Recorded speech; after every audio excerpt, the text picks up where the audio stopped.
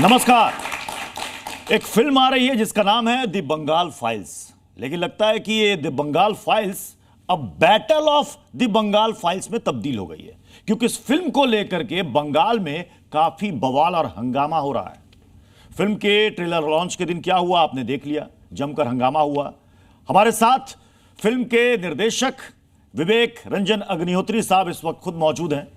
पहले तो आपको बहुत बहुत बधाई कि आपकी फिल्म रिलीज होने वाली है, लेकिन आखिर आपने ऐसा बना क्या दिया जिसको लेकर इतना बवाल हो रहा है?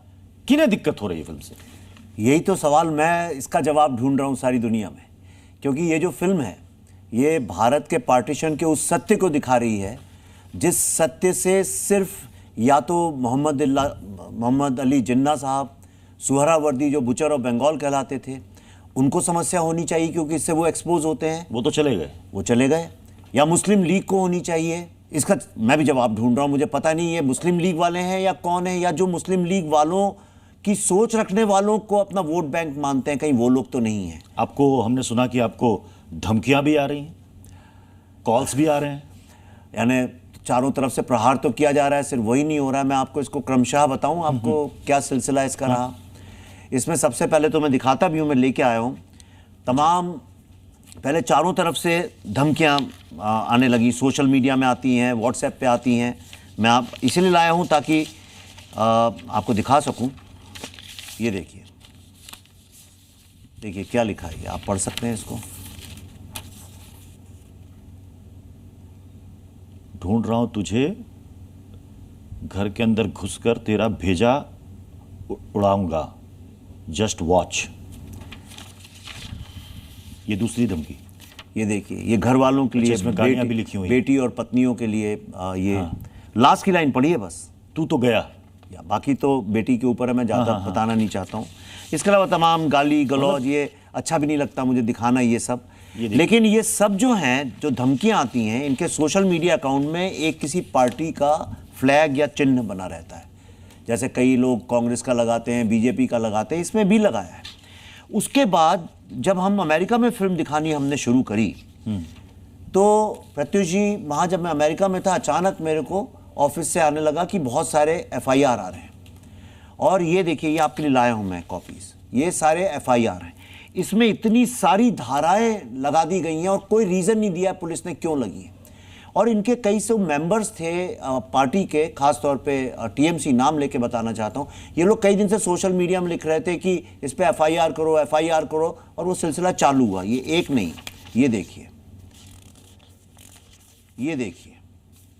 और जो पुलिस है वहाँ की, ये सरकार के लिए गुंडागर्दी कर रही है। ये देखिए, ये FIRs की आप कॉपी लेकर आए? सारी, एक नहीं, गली मोहल्ले जिलों में, ये पेपरों में छप रहा है। ये मैं नहीं कह रहा हूँ, देख लीजिए आप। ये बंगाली के हैं, हमने ट्रांसलेट करवा दिए हिंदी इंग्लिश में, उनको गूगल में हो जाता है। ये लगातार, और इसमें नाम लेके लिखा हुआ है TMC नेताओं ने दर्ज कराई है FIR। तो पहले धमकी आई, मैंने आपको दिखाया। उसके बाद FIR का सिलसिला चालू हुआ। हाई कोर्ट ने कुछ में स्टे भी दे दिए हमको, क्योंकि वो गलत ही हैं। उसके बाद जब हम वहाँ गए अपना ट्रेलर लॉन्च करने, ये देखिए, ध्यान दीजिएगा, 4-5 चीज़ें बता रहा हूँ मैं आपको। फिर ट्रेलर लॉन्च करने गए तो जैसे ही एयरपोर्ट पे उतरा, बताया जो मल्टीप्लेक्सेस में ट्रेलर लॉन्च होने वाला था, उन लोगों ने लास्ट मिनट पे मना कर दिया कि उन्होंने बोला भाई हम ये रिस्क नहीं ले सकते, हम पे पॉलिटिकल प्रेशर है। अब ये पॉलिटिकल किसका प्रेशर हो सकता है? ऑपोजिशन का तो नहीं हो सकता। उसके बाद हम एक 5 स्टार होटल में प्राइवेट बैंक्वेट हॉल में जब कर रहे थे, बीच उसमें चलते हुए में आके उन लोगों ने तार काट दिए, उसको रोक दिया और बोला हमें टॉप ऑर्डर्स हैं। ये टॉप ऑर्डर कौन सा होता है? फिर बाद में मेरे को बताया कुछ उन्हीं लोगों ने, आजकल थोड़ा ऑफ, क्योंकि कुछ हमारे फैन भी हैं जो इस फिल्म को चाहते हैं रिलीज हो, लेकिन मजबूरी है कि वो पुलिस की नौकरी करते हैं। तो मुझे कुछ लोगों ने बताया कि सबसे बड़ी आपत्ति है कि इसमें लिखा है true story of Hindu genocide. ये एक ऐसा डार्क चैप्टर है भारत की फ्री स्पीच के लिए और सिनेमा के लिए, जिसके लिए हर सिनेमा जो सिनेमा बनाता है और जो देखता है उसको इसका विरोध करना चाहिए। फिल्म की बात नहीं है, इसका विरोध करना चाहिए। अब सवाल ये उठता है कि ये कौन करवा रहा है? आप कोर्ट में जाते हैं तो सारी चीजें मिल जाती हैं, तो उसके पीछे किसका मोटिव है? तो मैं आपको एक वीडियो दिखाना चाहता हूं जो वहां की मुख्यमंत्री ने आज से 1.5-2 साल पहले चेतावनी दे दी थी कि द बंगाल फाइल्स की नाम की फिल्म कोई बना रहे हैं लोग, जिनको कि एक पार्टी फंड कर रही है, ऐसा उन्होंने हम पे गलत वो लगाया आरोप, और उन्होंने ये इस तरह से मैसेज दे दिया अपने सारे पार्टी वर्कर्स को कि ये फिल्म बंगाल में नहीं रिलीज होनी चाहिए और नहीं रिलीज होगी। आपको दिखाऊं ये वीडियो, ये देखिए। कुछ उनका वो बयान पुराना बयान है, वो बयान भी हमारे पास है, हम चाहेंगे कि एक बार वो बयान एक बार प्ले करें। Since few days ago, since now, the party nominated some stars nominated by BJP, funded by BJP. They came to Bengal also, and along with some distorted stories, the concocted stories, they are preparing a films, Bengal Files. If they can prepare the Kashmir Files to condemn the Kashmiri people, what is the fault of the people? We respect each and everybody. That is our constitution. तो आप देखिए तो आप ये देखिए चेतावनी, हाँ। जिन लोगों ने कॉन्स्टिट्यूशन की ओथ ली है उन्होंने ही ये चेतावनी 1.5-2 साल पहले दे दी थी कि ऐसी फिल्म को नहीं रिलीज होने दिया जाएगा। यही केरला स्टोरी के साथ हुआ था। हाई कोर्ट ने या सुप्रीम कोर्ट ने ऑर्डर दिया था कि इसको रिलीज करो, पर थिएटर्स ने रिलीज नहीं किया। यही सवाल तो मैं आपसे पूछना चाह रहा हूं। आपने इतनी फाइल्स बना ली, आपने कहा कि फतवे तो जरूर आए थे लेकिन एफआईआर नहीं हुई थी। बंगाल क्या कश्मीर से भी ज्यादा संवेदनशील हो गया है? क्या बंगाल में हालात कश्मीर में एक समय में जो हालात होते थे क्या उससे भी ज्यादा खराब है? क्या स्थिति है? आपको लग रहा है कि इस फिल्म को लेकर के एफआईआर, धमकियां आपने दिखाई, गंदी गंदी गालियां, तुमको उड़ा दूंगा, जान से मार दूंगा, न जाने कितने मैसेजेस आपके पास आए। और ये सब पार्टी से जुड़े हुए लोग हैं, सब पार्टी से जुड़े हुए लोग, क्योंकि उनके आगे फ्लैग ब्लैक चिन्ह। तो आपने पुलिस में कंप्लेंट की?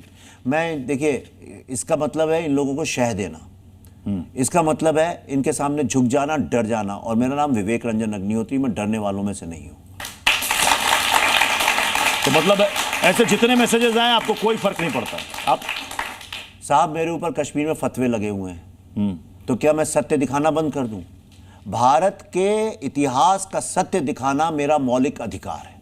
अच्छा, इसमें 2 पॉइंट्स हैं। आपकी इस फिल्म में डायरेक्ट एक्शन डे से शुरुआत हो रही है, मैंने तो सिर्फ ट्रेलर ही देखा है। जी। और आप फिर आ रहे हैं बंगाल की डेमोग्राफी पर, क्योंकि फिल्म के कुछ डायलॉग और मुर्शिदाबाद पर भी आप आ रहे हैं, वहीं खत्म होती है, वहीं पर आकर के फिल्म आपकी खत्म हो रही है। तो आज के समय में 2025 में हम डायरेक्ट एक्शन डे की बात छोड़ देते हैं, डेमोग्राफी को लेकर आपने तथ्यात्मक बातें रखी हैं, क्या इससे प्रॉब्लम हो रही है? क्योंकि उनका तो यही कहना है कि ये प्रोपेगेंडा फिल्म है, ये प्रोपेगेंडा फिल्म है। ठीक है, अगर प्रोपेगेंडा फिल्म है तो पॉलिटिकल पार्टीज तो हर समय प्रोपेगेंडा करती हैं, तो फिर क्या उन्हें प्रॉब्लम होना चाहिए? किसका प्रोपेगेंडा है ये? और अगर प्रोपेगेंडा है तो इससे प्रॉब्लम किसको है? सवाल ये है कि भाई बंगाल में जो घटा है, हजारों लाखों लोगों की कुर्बानी हुई है, तो ये जो 1946 में हुआ है वो दिखाने में किसको प्रॉब्लम है, चाहे प्रोपेगेंडा हो चाहे ना हो? ये तो सिर्फ पाकिस्तान और मुस्लिम लीग वाले बोल सकते हैं प्रोपेगेंडा है। जैसे कश्मीर फाइल जब आई तो जो बहुत ही कट्टरपंथी लोग थे जो टेररिज्म से जुड़े हुए थे, वो कहते थे प्रोपेगेंडा है, बाकी लोग तो नहीं कहते थे। तो यहां पे कौन है जो प्रोपेगेंडा करके इसको लेबल करना चाहता है? ये समस्या किसको है और क्यों? सवाल ये नहीं किसको है प्रत्युष जी, सबसे इंपॉर्टेंट सवाल है कि क्यों है। तो मैंने आपको बताया, इसलिए है क्योंकि इसमें हिंदू जेनोसाइड दिखाया जा रहा है, और जो स्टेट स्पॉन्सर्ड डेमोग्राफिक चेंज है, एक डेमोग्राफी चेंज होता है जो नेचुरल होता है। यानी कहीं एक कॉलेज बना तो बहुत सारे बच्चे पढ़ने आ गए, जैसे वो कोटा में आ गए तो वहाँ डेमोग्राफी चेंज हो गई, या बिहार से बहुत लोग मजदूर आ गए काम करने तो उनने एक मोहल्ला बसा लिया, वो अलग चीज़ है।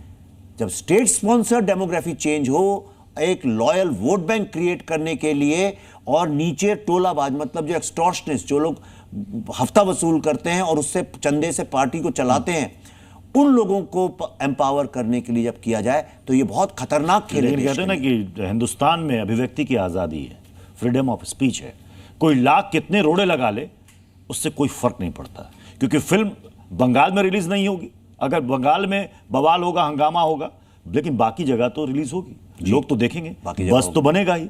सोशल मीडिया का आज जमाना है, सारी जगह सोशल मीडिया पे कई सारी वहां पर लोगों के अपने अपने कमेंट्स और राय आएंगे। फिल्म फर्टिनिटी से आपको कितना सहयोग मिला? क्योंकि बॉलीवुड कहता है ना अपने आप को कि हम एक परिवार हैं, वी आर अ फैमिली, कहती है ना बॉलीवुड। बड़े बड़े स्टार, शाहरुख खान, आमिर खान, सलमान खान। तो जब एक उसी फिल्म फर्टिनिटी का एक फिल्मकार कोई फिल्म बना रहा है, और फिल्म को आप बता रहे हैं कि कितने जगहों से रोड़े अटकाए जा रहे हैं, क्या वो आपके समर्थन में कभी आए? देखिए, मैं तो किसी की भी फिल्म को बैन करते हैं या बॉयकॉट करते हैं, मैं तो उनके समर्थन में खड़ा होता हूँ। अनुराग कश्यप की उड़ता पंजाब को किया था, मैं सबसे पहले लड़ा। कोई भी फिल्म पे कभी कोई आता है, बंसाली साहब की फिल्म को लेके कई लोगों ने विरोध किया था, उनकी पद्मावत को लेके। आपने कहा कि आप सबकी मुसीबत में मैं आप खड़े हर रहे। एक के लिए खड़ा होता हूँ, क्योंकि मैं फ्री स्पीच पे जेन्युइनली बिलीव करता हूँ। आपके लिए कौन कौन खड़ा हुआ? नहीं खड़े होंगे। सलमान खान? नहीं, मैं नाम, शाहरुख खान? नहीं, नाम आमिर नहीं खान? नाम नहीं लेंगे, और लेकिन बड़े कलाकार? ऐसे वक्त में जब बड़े लीडर्स इंडस्ट्री के आपके साथ खड़े होते हैं तो इंडस्ट्री ही मजबूत होती है। आज बॉलीवुड की हालत इतनी खराब, टूटी फूटी, कराहती हुई, ढहती हुई इसलिए हो गई है क्योंकि जो लीडर्स हैं, जो टॉप पे हैं, जो बदलाव ला सकते हैं, जो आपके लिए लड़ सकते हैं, वही लोग नहीं लड़ते हैं। तो वो खामोश हो जाते हैं, और खामोशी जो है वो सबसे बड़ी कमजोरी की निशानी होती है। ऐसा क्यों? बॉलीवुड दो खेमों में बटा हुआ है या उससे भी ज्यादा खेमे हैं? नहीं, खेमों से ज्यादा डरा हुआ है। डरा हुआ है जी, सहमा हुआ है।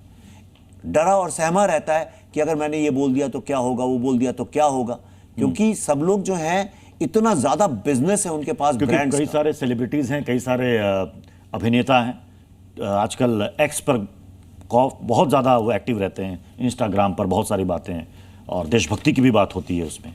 लेकिन आप कह रहे हैं कि मैं सबकी मुसीबत में खड़ा होता हूं, लेकिन आपके सपोर्ट में कोई खड़ा नहीं मुझे होता। इससे फर्क भी नहीं पड़ता कौन खड़ा होता है। मैं तो रविन्द्रनाथ टैगोर गुरुदेव की बात मानता हूँ, एकला चलो रे, अकेला चलता हूँ। और पहली बार नहीं कह रहा हूँ, 1000 बार लिख चुका हूँ अपने सोशल मीडिया में। लाइफ का एक ही मंत्र है, एकला चलो रे, अकेले चलता हूँ, पीछे किसी को आना है तो आ जाए। क्योंकि मैं इतना जानता हूँ कि ये जो दर्दनाक चैप्टर है हिंदू जेनोसाइड का, ये दर्द, ये पीड़ा, ये वेदना जब लोगों के सामने इस फिल्म के मार्फत आएगी, तो मैं बता रहा हूं इतना बड़ा कारवां बनेगा इसके पीछे कि आप कल्पना नहीं कर सकते। हमने भी बंगाल में कई लोगों से बातचीत की, खास तौर पर हम उन पीड़ितों से हमने बात की जिन्होंने दंगे के दंश को झेला है, और हमने उनसे पूछा कि भाई क्या आप फिल्म के बारे में जानते हैं, क्या आप फिल्म देखना चाहते हैं? उन्होंने क्या कहा, उनका क्या रिएक्शन था, वो भी हम आपको दिखाना चाहते हैं। लोग बहुत दिन से इंतजार कर रहे थे। कश्मीर फाइल देख के लोगों को लगा कि सच्चाई बहुत सामने आना चाहिए, इतिहास को बदल दिया जा रहा है। तो मुझे लगता है कि लोग इसको भरपूर देखेंगे किसी न किसी माध्यम से। देखना तो एक बार जरूर चाहूँगा, क्योंकि ये देखना है जो इतिहास का पन्ना में पढ़ रहा है हम लोग, वो सच कितना है, ये फिल्म के द्वारा ये पता चलेगा जो वो सच या झूठ क्या है। धीरे धीरे गोपाल मुखर्जी का अस्तित्व को लोगों के सामने लाया जा रहा है ना, तो कुछ आदमियों को मिर्ची लग रहा है। जरूर देखना चाहिए। ये बहुत दुर्भाग्य का बात है कि बंगाल में हम लोग बीते दिन भी देखे कश्मीर फाइल को लेके, केरला स्टोरी को लेके। अब बंगाल में जो बंगाल का खुद का स्टोरी है, जो बंगाली को और बंगाल का आदमी को जानना चाहिए, वो जानकारी देने से रोकता है। ये तो कह रहे हैं कि भाई फिल्म हम देखेंगे, फिल्म हम देखना चाहते हैं। बंगाल का बच्चा इस फिल्म को देखना चाहता है। तो क्या बंगाल में भी डिवीजन है क्या कि कुछ लोग जो आप ये कह रहे हैं कि हंगामा कर रहे हैं, बवाल कर रहे हैं, तार काट दे रहे हैं, थिएटर मालिकों को डरा रहे हैं, धमका रहे हैं, तो वहां भी कुछ डिवीजन है क्या? ऐसा? हमारी फिल्म में तो डायलॉग है। मैं इसका जवाब मैं क्या दूं, मेरी फिल्म में डायलॉग ही है कि पश्चिम बंगाल में 2 कॉन्स्टिट्यूशन चलते हैं, एक हिंदुओं का और एक, हर मुसलमान की बात नहीं करूं, पर मुसलमानों का।